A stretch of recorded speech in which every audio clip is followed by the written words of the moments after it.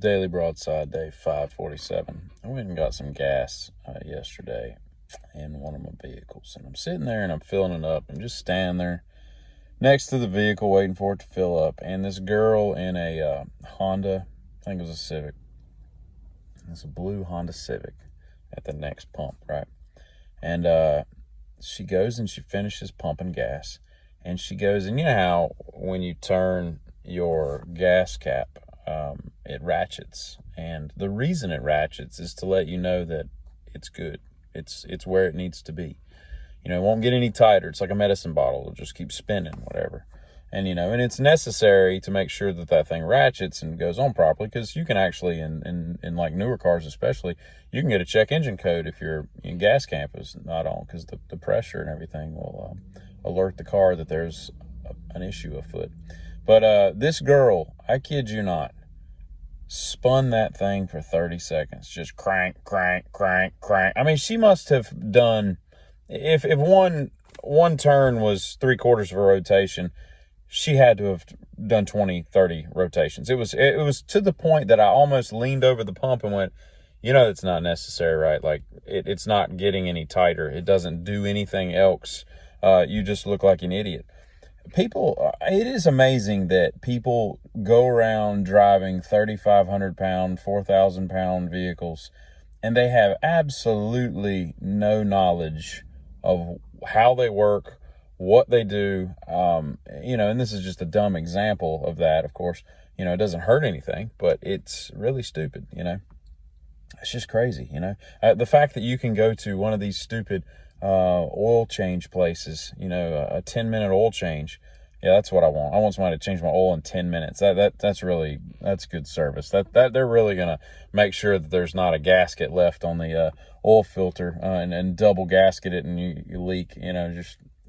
Just so many things can go wrong with such a simple process. But they come in there and they're like, oh, you got a dirty air filter, and that's going to be $60, and we'll replace it today, and it'll make your car run better, and blah, blah, blah, blah, blah.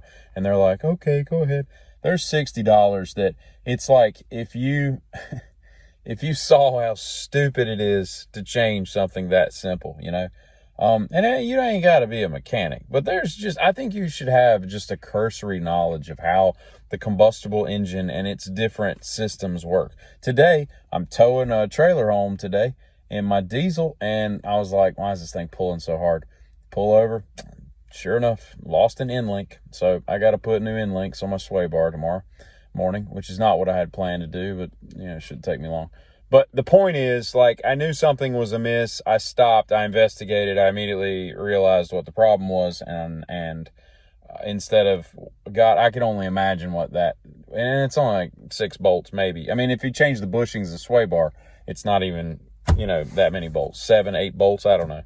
Anyway, that would probably be a $300-400 job.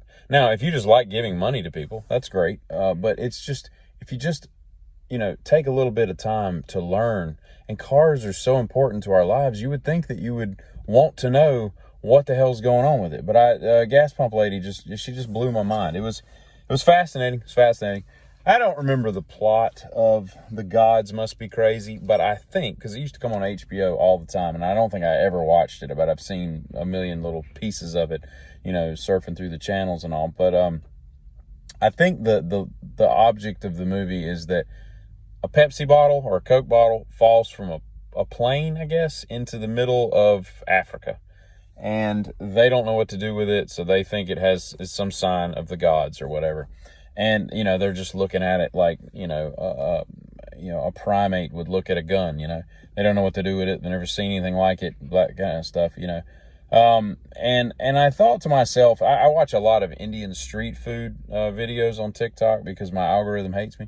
But I am fascinated, and it's just I can't stop watching these. I'd love to know I wish they would label all the ingredients, because I've never seen cuisine with so many damn flavors. I mean, I'm presumably flavors, but I mean, they'll put 14 different spices and different things in a bowl. I don't know how the human mind, if I get this right, can only hear 3 instruments at a time. So if you're listening to, let's say, AC/DC, right, and you've got 2 guitars, you've got a bass, vocals, and drums. You can hear the drums, the bass, and the guitar, but you can't hear the vocals. Something's got to drop out for you to start singing, and try it sometime. It's very intriguing. You can't, if I'm remembering it right, you cannot hear 4 instruments at once. It's like not possible for your brain to compartmentalize that all at once. You have to keep switching around and all that. Focus on the lyrics, focus on the bass, whatever. What was I talking about? But yeah, so I don't think that the palate is capable of discerning 14 different spices and all that. But I say that to say this. If you were to drop off a box of latex gloves in the middle of India, I think that it would be a lot like the gods must be crazy, because they have no concept of any kind of sterility, any kind of hygiene, any kind of washing your hands, and quit putting your feet in the food while you make it. It's crazy. It's insane the way they do this. And they were talking on the radio either this morning or yesterday about whether or not you should let your dog lick your face. And I immediately said, no, you should not let your dog lick your face for obvious reasons. But I think that changes with like a wiener dog, because I don't know if a wiener dog can lick its own ass, because it's so far away. And they're so unathletic dogs. The wiener dog is like the couch potato of the dog. You never see, I don't think there's ever been a dog entered into one of those little competitions, where the Purina Chow competition, where they do the little slalom and they run through a little tunnel and jump over stuff and then all that kind of stuff, the little obstacle courses that dogs do.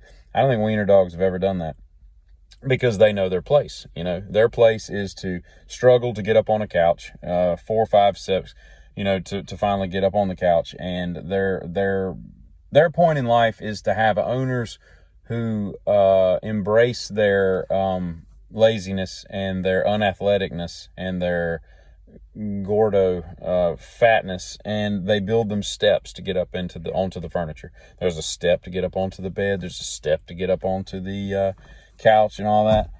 I don't believe in dogs that are like that. But that said, if it can't lick its ass, maybe it's not that bad of a dog. I don't know. I had a dog once that had an odd number of nipples. I never understood that. It had 9 nipples. Most dogs had 8. I don't know how I figured this out. I was sitting there rubbing its belly one day, and I'm like, this nipple doesn't have a mate. That's kind of weird. So I guess that's the dog version of a tertiary third nipple and all. But have you ever been on an elevator or just standing near some signage and you start running your hand over the braille and you close your eyes even just to like that's going to make a difference? And you think to yourself, God, I'm so stupid. Like, I learned how to read, but I didn't learn how to braille read. These people, the blind that is, I got to hand it to them. I'm quite impressed, because I can't tell where one letter ends and the next one starts. That's the problem I have with reading braille.